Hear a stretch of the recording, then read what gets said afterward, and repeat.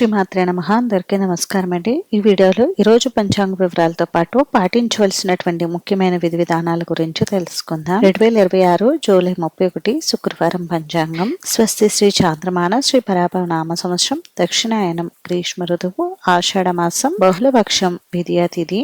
ఈ రోజు సూర్యోదయం ఉదయం 5:40 ఉంది. సూర్యాస్తమయం సాయంత్రం 6:32 ఉంది. చంద్రోదయం రాత్రి 8:22 ఉంది. చంద్రాస్తమయం ఉదయం 8:09 ఉంది. ఈ రోజు విద్యాతిథి ధనిష్ట నక్షత్రం ఉందండి. విద్యాతిథి రాత్రి 9:18 వరకు ఉంది. తదుపరి తదియాతిథి వస్తుంది. ధనిష్ట నక్షత్రం రాత్రి 7:23 వరకు ఉంది. తదుపరి శతభిష నక్షత్రం వస్తుంది. యోగం సౌభాగ్య రాత్రి 12:43 వరకు ఉంది. తదుపరి శోభన.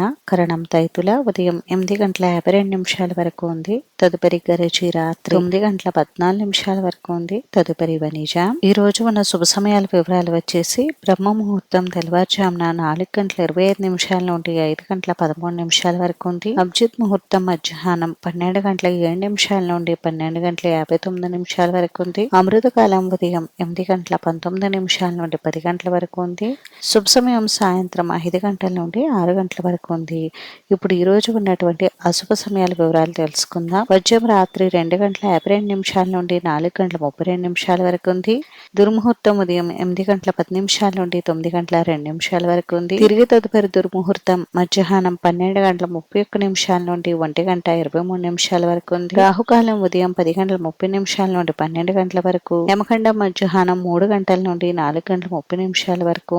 గుళిక కాలం ఉదయం 9:15 నుండి 10:55 వరకు ఉందండి. ఈ రోజు చాతుర్మాస ద్వితీయ అయితే ఉంది. ఇంక ఈ రోజు మంచి రోజా కాదా అని అంటే పంచాంగం ప్రకారం ముఖ్యంగా ఈ రోజు పెండ్లి చూపులు చూసుకోవడానికి, ఇంకా ఏవైనా చిన్న చిన్న శుభకార్యాలు చేసుకోవడానికి అనుకూలంగా ఉంది. ఇప్పుడు ఈ రోజు పాటించవలసినటువంటి విధి విధానాల గురించి తెలుసుకుందామండి. ఈ రోజు తిథివార ప్రకారం చూస్తే విద్యా తిథి శుక్రవారం కాబట్టి ఈ రోజు లక్ష్మీదేవి ఆరాధనకు అనుకూలంగా ఉంది. ఈ రోజు అమ్మవారికి కుంకుమార్చన నిర్వహించుకోండి. అలాగే లలిత సహస్రనామ పారాయణ, కనకదార స్తోత్రం వంటి స్తోత్రాలు పఠించడం వలన విశేషమైన ఫలితాలు కలుగుతాయి. అంతేనండి, చూసారు కదా, ఇది ఈ రోజు పంచాంగ వివరాలు. అయితే ఈ వీడియో మీకు నచ్చితే ప్లీజ్ లైక్ చేసి, షేర్ చేసి, సబ్స్క్రైబ్ చేసుకోండి.